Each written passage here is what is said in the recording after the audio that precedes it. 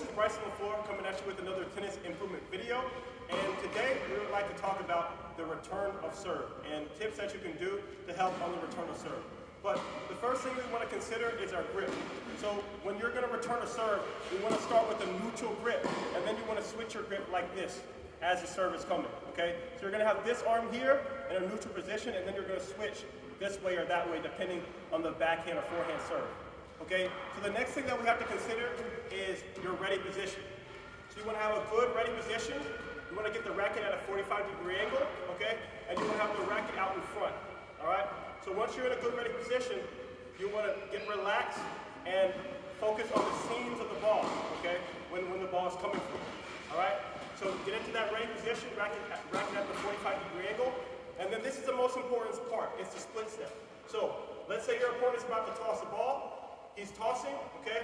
You start to get on your toes and then jump. And move forward, okay? One more example. Jump and move forward like this, okay? So make sure you have a good split step because your return to serve is mostly about the reaction. And that split step can put you in position to get to the ball despite the ball coming really, really quick, okay? All right, so the last step that we want to consider with our return to serve is having a shortened backswing, okay?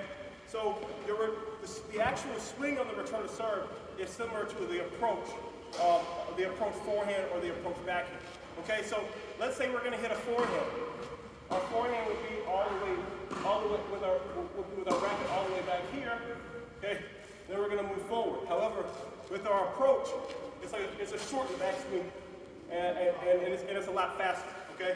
So for instance, when you're hitting the shot, or when you're hitting the return to serve, ready position, turn, and then move into the court. On the backhand side, okay, break it out to 45-degree angle, split step, take the backswing, and move forward, okay?